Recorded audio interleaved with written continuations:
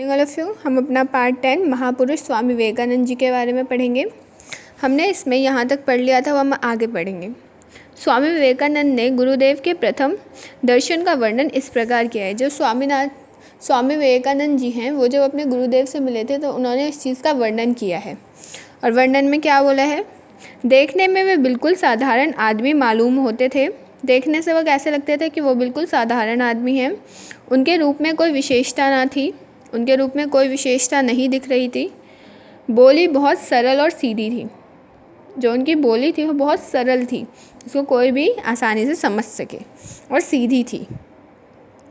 मैंने मन में सोचा कि क्या यह संभव है कि ये सिद्ध पुरुष हो।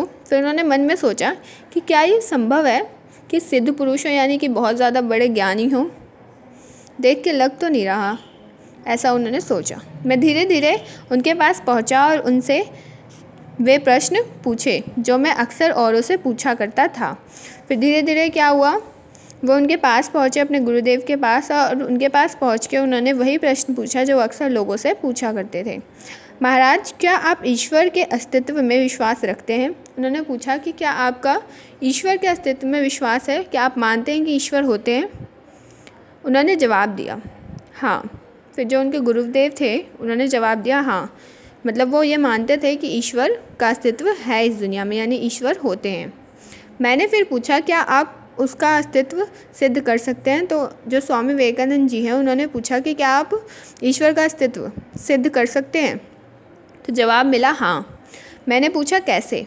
जवाब मिला मैं उसे ठीक वैसे ही देखता हूँ जैसे तुम्हें।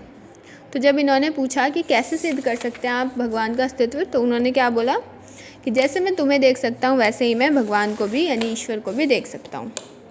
नरेंद्र नाथ की माता उच्च कामशिनी स्त्री थी। उच्च कामशिनी स्त्री मतलब उच्च लेवल की, मतलब वो जो सोच, उनकी जो सोच थी वो थोड़ी ऊंचे लेवल की थी और कामकाज में भी सही थी। उनकी इच्छा थी कि मेरा लड़का वकील हो, मतलब बहुत ज़्यादा अच्छा सोचते वो अपने बेटे को लेकर। उनके कुछ सपने थे उन्हें लेकर कि वो एक वकील बने, उनके घर में, अच्छे घर में उनका क्या हो, ब्याह हो जाए, यानी शादी हो जाए, और दुनिया के सुख भोगे। वो चाहती थी कि जो नरेंद्र नाथ जी हैं, स्वामी विवेकानंद जी हैं, वो दुनिया के सुख भोगे। जब रामकृष्ण परमहंस के प्रभाव में आकर नरेंद्र नाथ ने संन्यास लेने का निश्चय किया, जब वो रामकृष्ण परमहंस जी के प्रभाव में गए तो नरेंद्र नाथ जी ने सोचा कि वो संन्यास ले लें। तो उनकी माता परमहंस जी की सेवा में उपस्थित हुई। फिर उनकी माता उनसे मिलने गई और अनुनय विनय की कि मेरे बेटे को जोग ना दीजिए, पर जिसने आत्मभूति के आनंद का स्वाद पा लिया हो उसे अलौकिक सुख भोग कब अपनी ओर खींच सकते हैं। उसके बाद जो उनकी मम्मी थी वो कहाँ गई? उनके गुरु के पास गई, स्वामी रामकृष्ण परमहंस जी के पास, और उनसे विनती की कि इसको जोग ना दीजिए।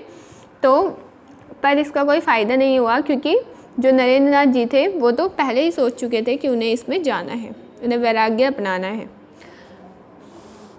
तो जब उन्होंने इस चीज़ का स्वाद ले रखा है वैराग्य का, तो वो कैसे दुनिया के सुख भोग की तरफ खींच सकते थे।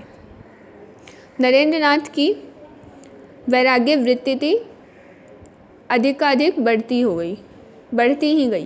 जो नरेंद्र नाथ जी हैं उनकी जो वैराग्य को अपनाने की इच्छा थी वो और ज़्यादा बढ़ने लगी और उन्होंने उसे अपना लिया। तो आगे हम नेक्स्ट क्लास में करेंगे। Thank you all of you for listening me.